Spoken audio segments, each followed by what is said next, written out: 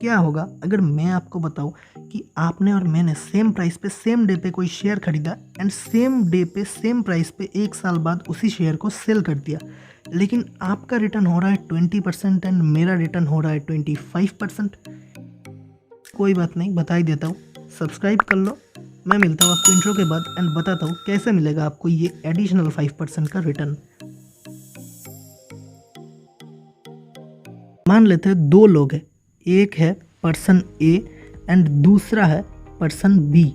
अब आप है पर्सन ए, यहाँ पे आपने रिलायंस इंडस्ट्रीज़ के शेयर्स खरीद के रखे हैं 100 क्वांटिटी मान लेते हैं, एंड आपने ये लॉन्ग टर्म के लिए अगले 10 साल के लिए इसे खरीद के रखा है एंड आप इसे बेचेंगे नहीं 10 साल तक, आपको पता है।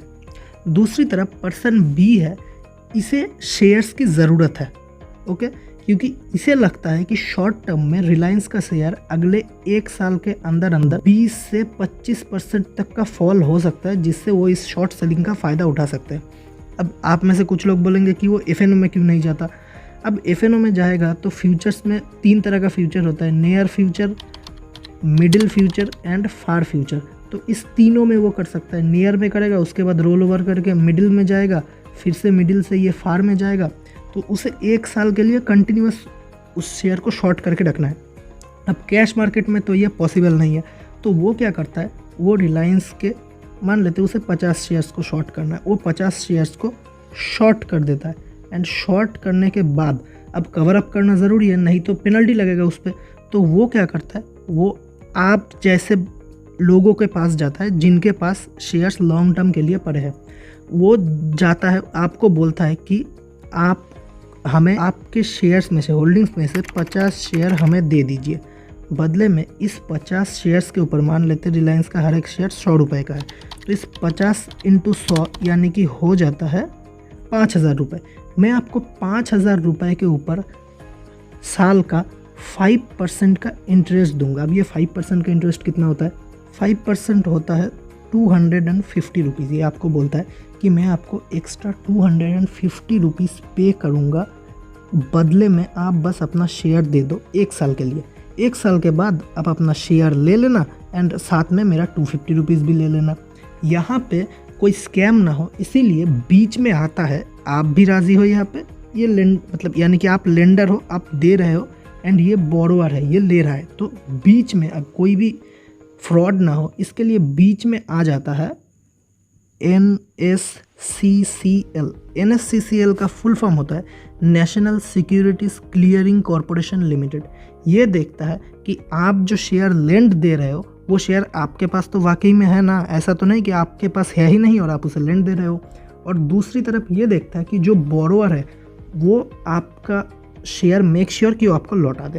अब जब आप पर्सन बी को अपना शेयर लेंड पे देते हो तो पर्सन बी जो ये इंटरेस्ट होता है ये आपको पहले ही दे देता है, ये 250 रुपीज़ आपको पहले ही दे दिया जाता है, जिसमें से NSCCL नॉमिनल चार्ज लेता है।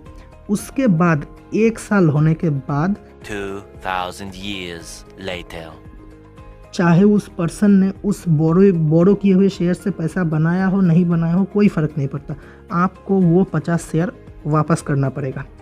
एंड आपका जो वापस करेगा तो आपका बाइंग प्राइस सेम रहेगा, उसमें आपको कोई टेंशन लेने की बात नहीं है, आपका बाइंग प्राइस बिल्कुल सेम रहेगा। एंड इस 1 साल के अंदर मान लेते हैं रिलायंस ने 2 बार डिविडेंड्स अनाउंस किया, तो ये डिविडेंड्स उस पर्सन से कलेक्ट करके आपको दे दिया जाएगा। रिलायंस ने स्प्लिट इशू किया है, ये स्प्लिट उस पर्सन से कलेक्ट करके आपको दे दिया जाएगा। रिलायंस ने राइट इशू किया है, ये भी आपको दे दिया जाएगा, यानी कि शेयर का फुल राइट आपके पास रहेगा। आप सिर्फ और सिर्फ 12 मंथ के लिए ये शेयर किसी और को लेंड पे दे रहे हो। अब ये लेंडिंग का सिस्टम 1 से 12 मंथ के बीच में चलता है, इससे ज़्यादा नहीं चल पाता। तो ऐसे आप अपने शेयर्स के ऊपर एडिशनल रिटर्न कमा सकते हो, जिसमें कोई रिस्क नहीं है, क्योंकि बीच में NSCCL है जो पूरे मार्केट को रेगुलेट कर रहा है।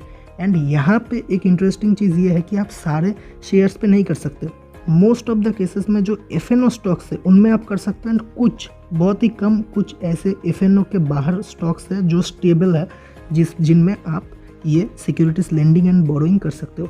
तो अगर आपको लगता है कि आपको भी सिक्योरिटीज़ लेंडिंग एंड बोरोइंग करना चाहिए, तो ये सेम टाइम में होता है मार्केट आवर्स में, यानी कि 9:15 से आप 3:30 के बीच में कभी भी सिक्योरिटीज़ को यानी कि शेयर्स को लेंड या बोरो कर सकते हो। उसके साथ साथ शॉर्ट सेलिंग के अलावा अगर कभी भी उस इंसान को लगता है कि मार्केट में उसे आर्बिट्राज का फ़ायदा लेना है तो भी आप उसे बोरो यानी कि लेंड दे सकते हो। अब आर्बिट्राज क्या है नहीं पता तो चैनल को सब्सक्राइब कर लो, नेक्स्ट वीडियो में आर्बिट्राज के ऊपर बनाऊंगा। तब तक के लिए थैंक्स फॉर वॉचिंग।